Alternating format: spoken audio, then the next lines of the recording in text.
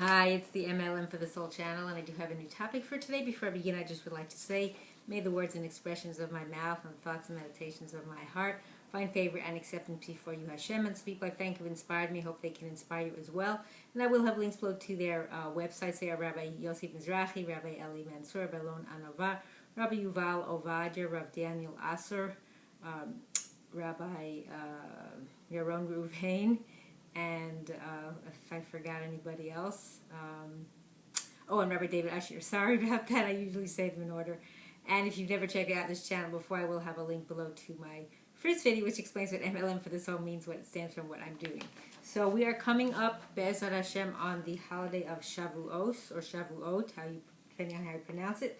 So this is going to be some insights again from Rabbi Eli Mansour. This is on the holiday, and I call this Tznius, or Tzniut, however you pronounce it, two different ways, which means modesty, and the Jewish monarchy. So it is customary on Shavuot to read Megillat Ruth, or Ruth, however you pronounce it.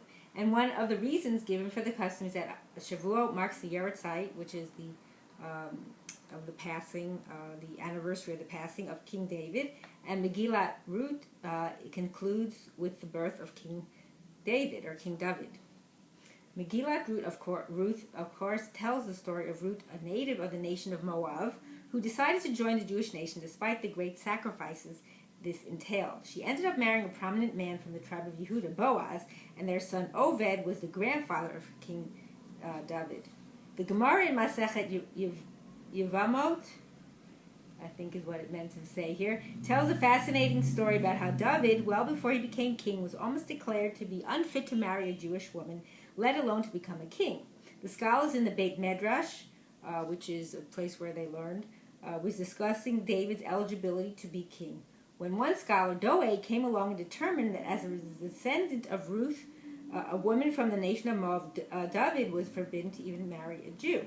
The Torah in Devarim 23:4 and 5 explicitly commands that no person from Moab, or even a descendant of a person from Moab, may marry a Jew, because the nation of Moab did not bring Bnei Israel provisions of food and water after they left Egypt as they were expected to. As such, Ruth was not permitted to marry Boaz, and her descendants were not permitted to marry Jews. Ultimately, it was reported that an ancient tradition taught that this prohibition forbids only the men of Moab from marrying into our nation, because only the men were expected to come out to bring Bnei Israel provisions. Women, in accordance with the foundational value of tzniut, which is modesty, which I mentioned, are encouraged to stay at home, as the verse in Tehillim 45:14, cited by the Gemara, states, Kol kavuda bat melech penima, all the honor of the princess is inward. Therefore, Ruth, a woman from Moab, was permitted to join the Jewish people and marry Boaz. This landmark halachic ruling is what enabled David to eventually become king, as otherwise he would not have even been allowed to marry a Jewish woman. So this background sheds light on the ancient roots of Moab, which can be traced all the way back to the book of Bereshit and the story of the three angels who visited Abraham and then proceeded to Sodom. So two of the three angels that had visited Abraham proceeded from Abraham's tent to Sodom. One of these two angels destroyed the city, and the other rescued Lot. After Lot's rescue, he fathered a child, Moab, who became the founder of the nation of Moab. It thus turns out that if Lot had not been rescued, King David would never have been born, because he descended from Moab, a nation produced by Lot after he was taken out of Sodom. The Gemara in Masechet Baba Metzia teaches that these two angels were Michal and Gavriel. Gavriel was assigned the task of destroying Sodom, and Michal was charged with the mission of rescuing Lot. Beforehand, these two angels had visited Abraham's tent, together with the angel Raphael. The Gemara explains that Raphael's job was to cure Abraham, who was reeling from his Brit Milah, which is his circumcision, which he had performed 3 days earlier, and Michal's job was to inform Abraham that Sarah would be conceiving and delivering a child.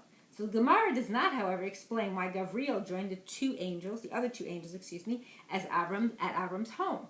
It seems from the Gemara that his only task was to destroy Sodom. So for what purpose then did he go to Abraham's tent with the other two angels? Why didn't he just meet Michal in Sodom afterwards?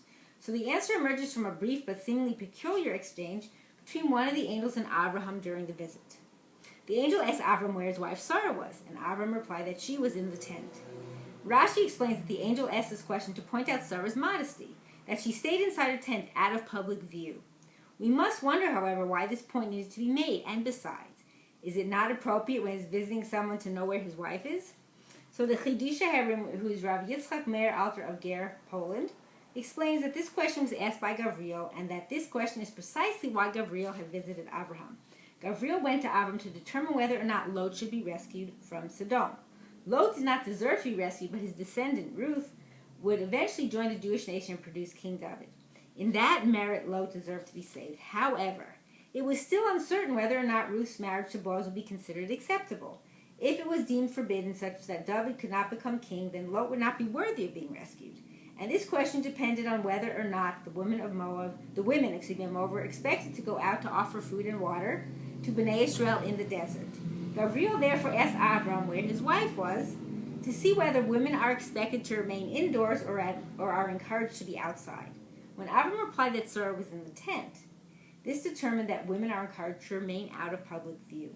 And this meant that the women of Moab were not included in the prohibition which forbids marrying Moabites.